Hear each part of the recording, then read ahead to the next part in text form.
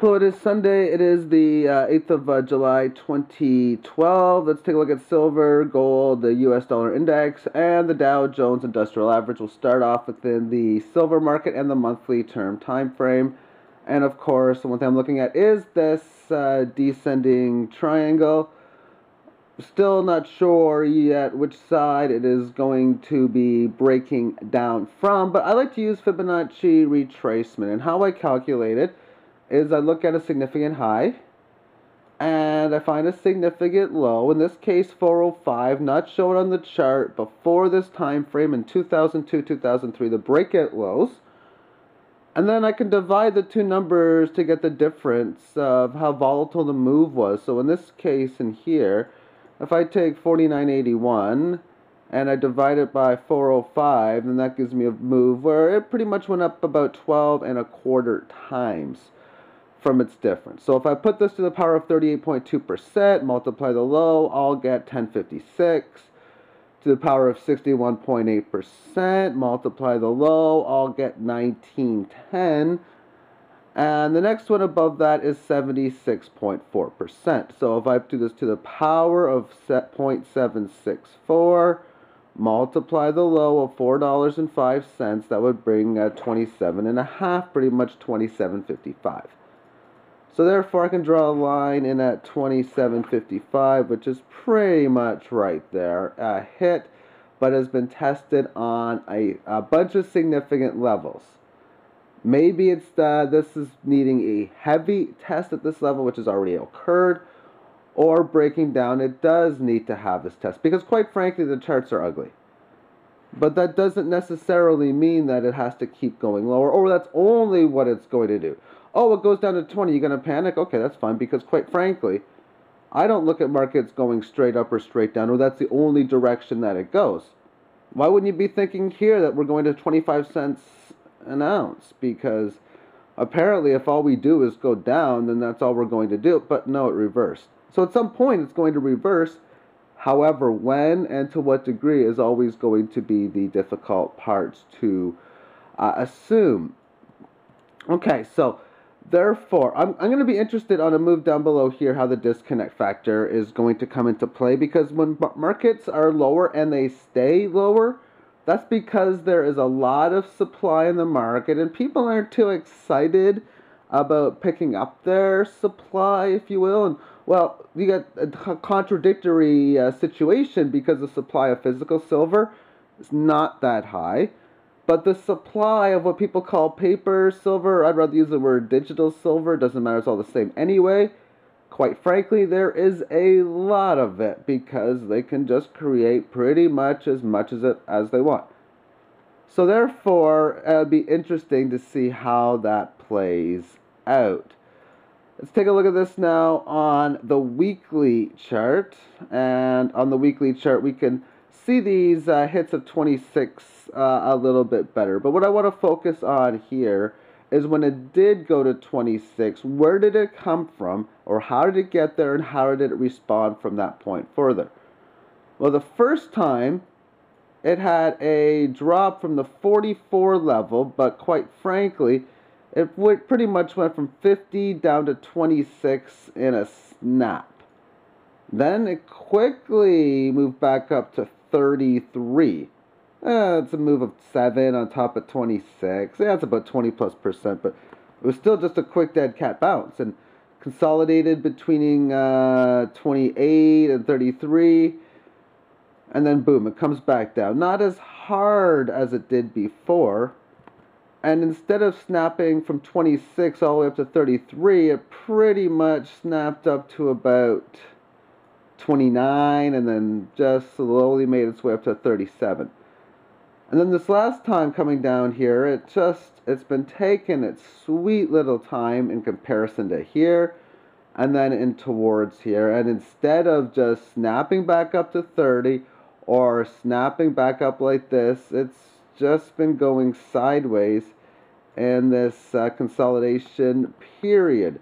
And it's an ugly weekly chart when you come in here and you had the span of 5 weeks where it pretty much did a whole bunch of nothing, closing in around the same levels.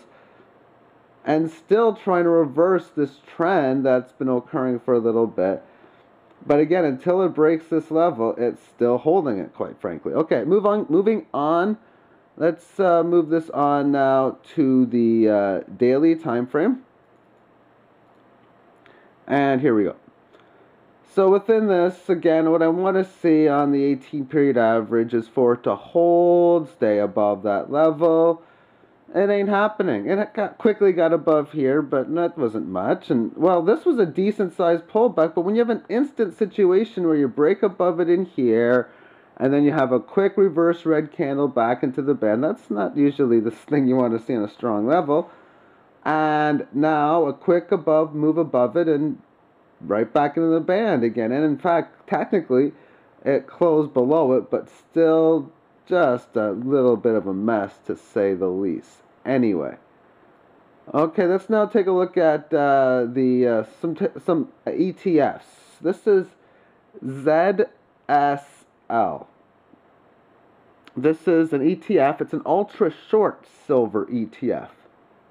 There's advantages and disadvantages in the playing of a short ETF like this for silver and the conventional shorting of silver.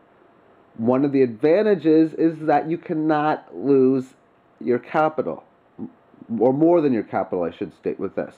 If your risk is 10,000, that's exactly what it is. Where in shorting the market, you can pretty much lose your shirt, as some people would say, but the disadvantage is if you're in losing trades, you need a lot of gains just to get profit if you let this thing go down too much. For example, this was $50 silver when it hit the bottom. And then silver went up down to 32. And then silver went up to 44. So even though silver charts did not make a higher high in the chart, it did take out this low. And then it went down to 26. So silver made a lower low, but the short did not make that of a higher high. And then silver back down to 26, but a lower low. Or excuse me, silver up to 37 or a lower high, because this was $44 silver, this is $37 silver. And then we go back up to $26 silver. Again, these things lose on the long-term time frame. Plain and simple. And what's interesting is if you look at the options for January 2014, they don't see this thing going below $4 a share. I don't know. This thing was a lot higher at one point. But AGQ, which is the one for the long fund. So this is 26, the first hit number 2 of 26, and hit number 3. Now what's interesting is you notice the difference from point A to point B, which is here, and then the difference from point B to point C. When silver made this low in here, it majorly undercut the previous low because of its higher volatility. But as silver the last time was going to 26, it was doing it in a lower volatile period. So that takes the volatility down from these ETF codes.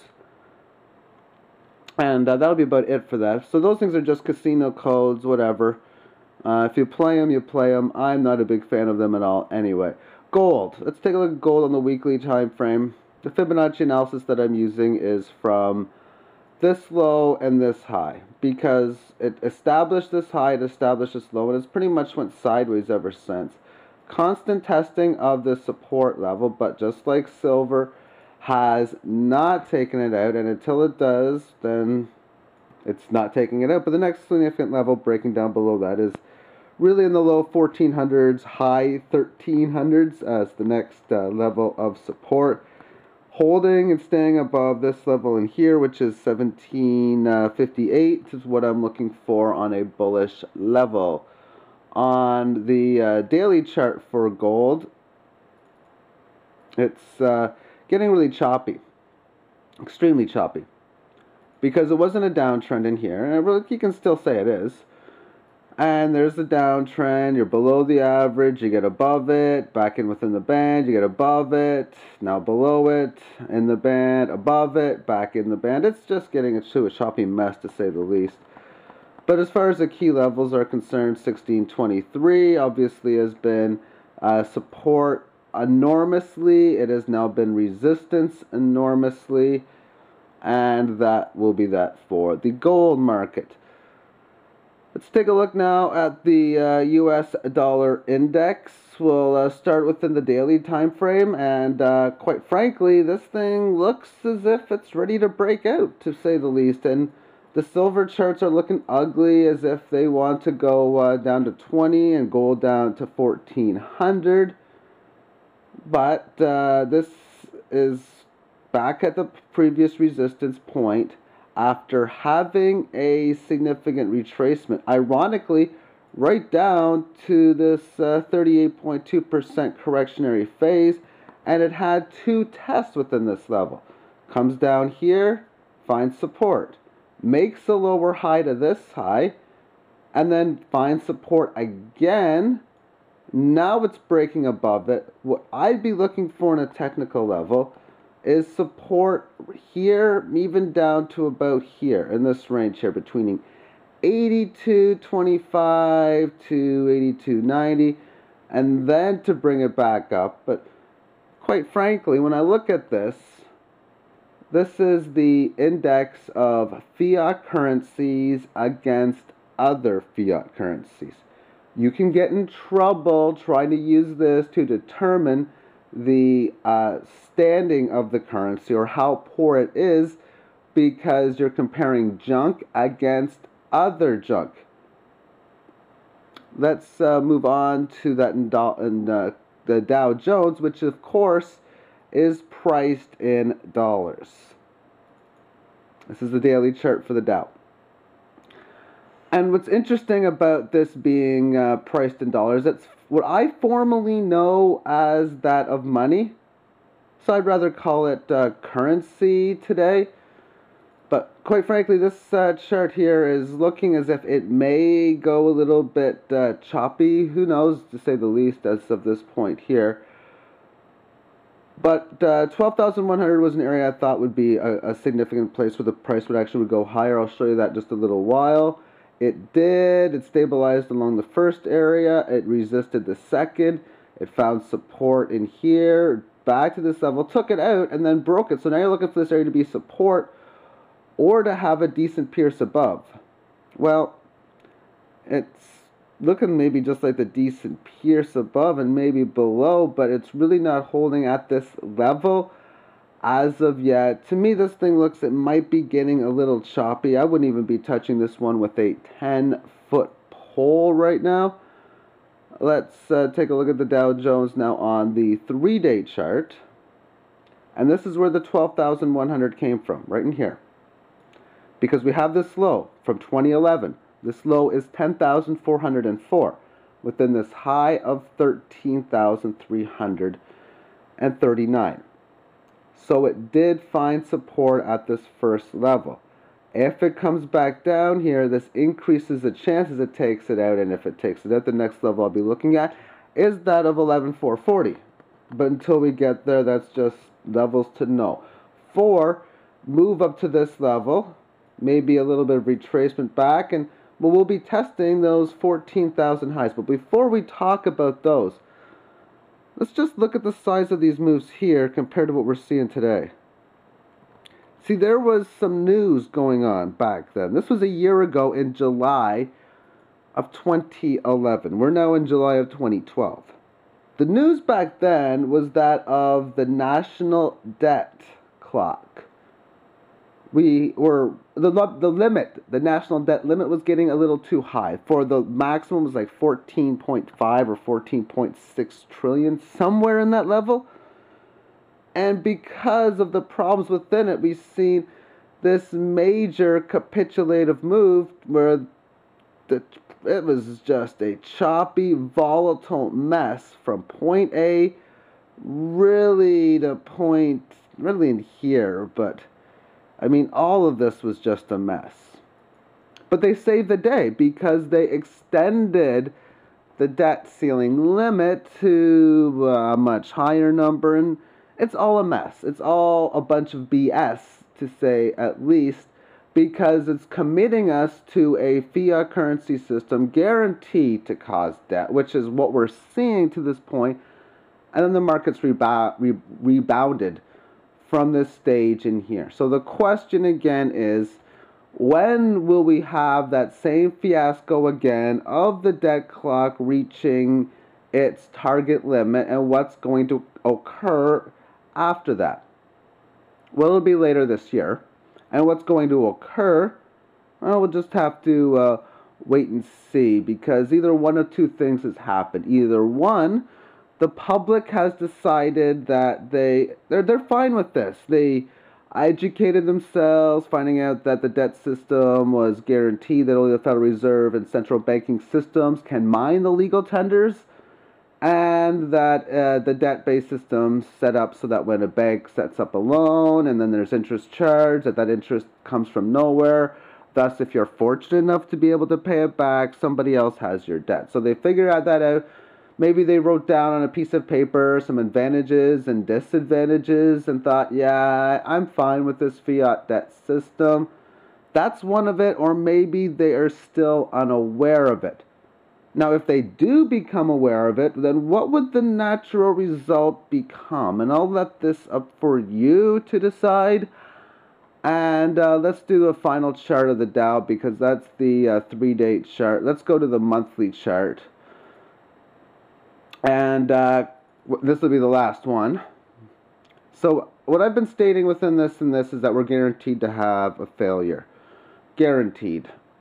And the fast move to follow, who knows? But, well, there's a major capitulation move. Dow Jones losing their value in half as it goes from 14,000 down to 6,500 in a couple of years' time, and then pretty much getting it all back.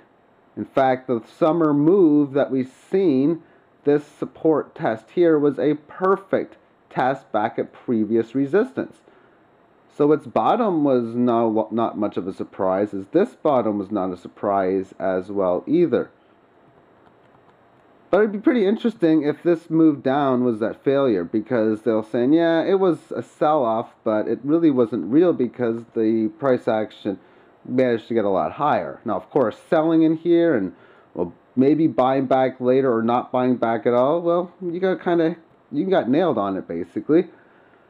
But is this rally a failed move as well? I'm not saying it is, I'm not saying it isn't, but if it's moving up like this, this is just going to be a major mess if, of course, this thing capitulates lower. Now, just as the dollar index is not a good chart for looking at the status of the US dollar, this or the S&P 500 or anything of that likes is not a good chart for how good an economy is. Especially when the problem with the economy is that of higher prices. Now, if higher prices was good, that means we see the Dow going higher, 14, 16, 18,000, and so on, so on, so on. Then the rising gas prices must be a good thing as well. All the prices going higher, your higher taxes, because, well, if you're saying a higher stock market is good, well, that means inflation must be as good as well. Something to think about. But inflation, it's here. Back in the, for example, one of the key things is if you take somebody who's in their 30s or 40s, you take somebody who's under 18, and you take somebody who's in their 50s, 60s, or 70s, someone in their 40s or early 30s might say, yep, way back when, that bag of chips that you just bought at $1.30, I was able to buy at 60 cents, 50 cents when I was a kid. And then the older person say, yeah, I bought it at 15 cents. And I remember that line when I was a kid. So to say that the last 20, 25 years of all these price increases have been a surprise, well, no, because that's been the trend for 100 years now. And that's because we have a fiat debt-based system not backed by any real tangible assets. Thank you for tuning in.